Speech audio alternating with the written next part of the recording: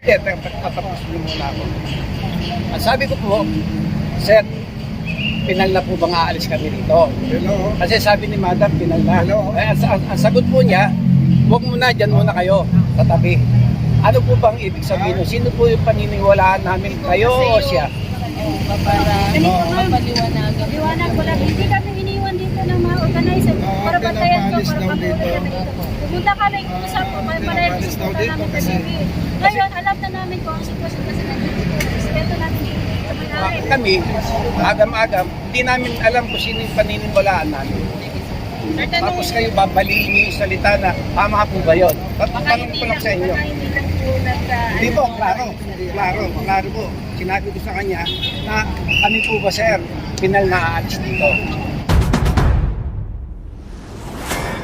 Magandang araw mga kababayan.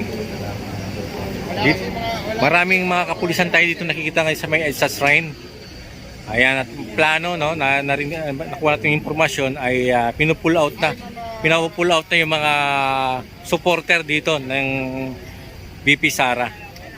Ayan, tagang nagkaroon ng pag-uusap muna rito mga kababayan. No?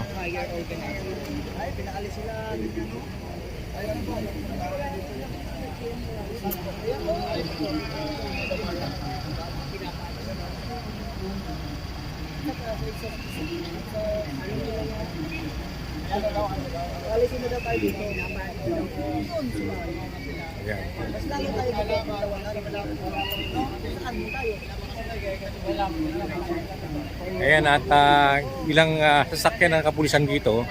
At ito nga makikita po natin ay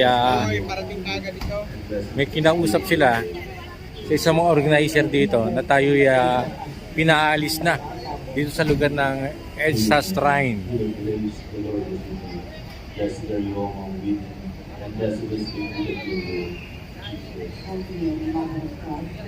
Yan ilang sasakyan dyan, QCPD, no?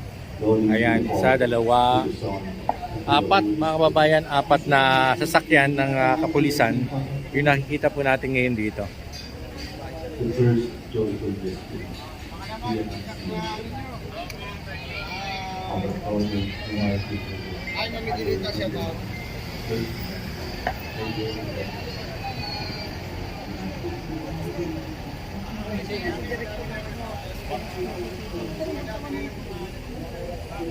Kaya nyo yung apakan nyo yung tao constitutional right but Nandito lang po.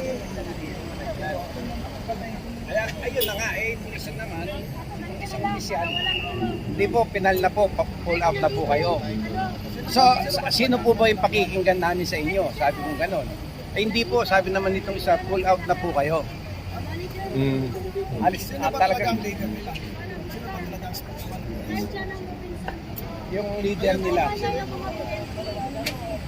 Ayun, okay, magtaka. Bakit meron siyang 20 mobile? Kasi po, ang gusto nila mangyari, mag-park sila dito. Hindi sila pupunta dito para palisin tayo. Request ko ito ng may-ari ng Luzon. Ngayon, may mga gamit tayo dyan, moving. O kung ano ba yan. Gusto nila isang mobile, i-parking nila dyan. No? So ngayon, nakikiusap sila, wala din tayong karapatan para pigilan sila. Ibilin sa atin itong lugar na to, kahit ito, Wilson. EDSA Shrine nga ito, simbahan. Pero, narin pa rin, nandito pa rin sila. Kailangan natin galang. No? Huwag natin masamahin ang gusto nila. Kasi, wala sa lahat, binibigyan na tayo, ilang araw na ba-apply dito? 5 na. Ang paalam, isang araw lang. Ayan. No, Robinson. Isang araw lang nagpaalam ng organizer.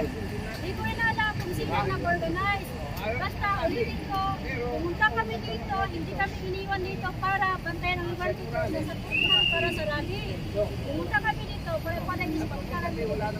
Ngayon, nakausap namin yung pulis, lahat, nandito kami. Robinson, makikinig kami sa kanila. Hindi para umalis din ang tapos tayo. Karapatan nila yun. Kasi 4 days na tayo. 4 days. Wala. 4 days, ano lang? 5 days. O, sobra-sobra na. Eto, hindi na ito magsisinungaling.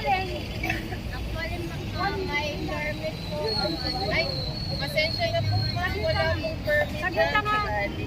Verbal lang yan. Verbal lang din sila, sir. Nakakatuwiran lang po ako. Nakakatuwiran ako galing po sa opisyal na pinakilala niyo sa akin. Ba? At tanong ko po sa kanya, kami po ba ay pinal na aalis dito? Ay hindi, wag muna. Di ba siya, hindi. Di ba siya po ay tinuro mo siya yung chance dito, di ba? Kanina. Yung kausap natin kanina dito. Kaya hindi, patapos niyo muna ako. Ang sabi ko po, sir, pinal na po bang aalis kami rito? Kasi sabi ni Madam, pinal na. Kaya ang sagot po niya, huwag muna, dyan muna kayo, sa tabi. Ano po bang ibig sabihin? Sino po yung paniniwalaan namin? Kayo o siya? Yung maghintay lang sa tabi kasi kakausapin yung pag-office na kanina pa para mapaliwanagan. Liwanag ko lang. Hindi kami iniwan dito ng mga organizer. Para bantayan ko, para patuloy kami dito. Pumunta kami, usap ko, may palayag gusto namin kasi. Ngayon, alam na namin kung ang sitwasyon kasi nandito. Respeto natin sa may-ari. Kasama nyo. Hindi yung kalaban namin na nag-request. Sila po. Gagalang namin yun. So ngayon, dito ko nalaman sa kanya, 1 day lang pala yung binigay nila. Kasi nga, yan na Eh, sinabi naman ng kabila, yung mga kasama. yan ang sinasabi ko May kanina, purpose, hindi ba na outside naman, verbal. Wala naman na may ibang interpret. So, dito ako maniwala dito sa inyo. No hard feelings. Pero, bigyan nyo kami ng time para magkaintindihan tayo. Lahat ang mga yan, mga vlog, isang sakit at Sige po, mami. usapin ko ng maayos. Paliwanag kasi, Bisaya ang mga yan, mga wala. Hindi ko rin, hindi magkaintindihan. Mag-inom talaga tayo. Hintay mo namin sa Kaya, at saka, nagtataka po kami, bakit kagabi hanggang ating gabi dito sila Glencio, makausap namin, wala po silang binibitawang salita. Kasi kung nagbitaw sila ng salita, yung honor po namin yun kasi sila yung organizer dito. Kaya naglalaro sa kaisipan namin, ano ba yung totoo? Ano ba yung, sino pa talaga yung totoo? Ano po yung aming punto dito? At saka kami dito, hanggang ating gabi, kasama namin sila dyan, sila Morales, Capdado, at saka si Atty. Glencio. Wala po silang naikukwento sa amin. Kasi, kung meron silang ugnayan sa isa't isa na pinal, na kami aalis na dito, dapat kagabi pa sinabihan kami nila. Aalalahanin kami nila Sir Morales, saka si Atty. Glencio. Kasi ang lilitaw niyan, no? Sabi ko nga, kami, agam-agam, hindi namin alam kung sino yung paniniwalaan namin. Sir, tanongin niyo na lang muna po si Yun lang po, maraming salamat. Sa ngayon, ma'am, yan muna mga gamit namin. Huwag mo pagpilitin na palit doon. Diyan lang muna. Diyan yung gusto nyo. Sir, diyan ka magpapart na maayos. Dito. Okay po yun. Kasi bigla akong dinalikuran yung isang... Sige po, ako na po ang mag-ano. Pero huwag sila magbibitaw ng salita tapos babalik. Parang pangit eh. Parang kawalang galang doon sa opisyal mo. Tapos mataas. Hindi, excuse ko. Parang hindi po magandang isang halimbawa. Magdesisyon po yung ano sa inyo, yung pinakilala niyo sa akin na mas siya yung nakakaalam.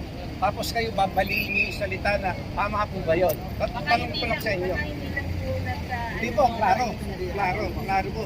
Sinabi ko sa kanya na kami po ba sir, pinal na aalis dito. Sabi niya, wag, yan muna kayo sa tabi. Hindi, ibig sabihin, Para makapag-usap lang po siguro kayo kaya po. hindi po, hindi niya kami pinapaalis yun. Yan muna kayo sa tabi, wag muna kayo umalis.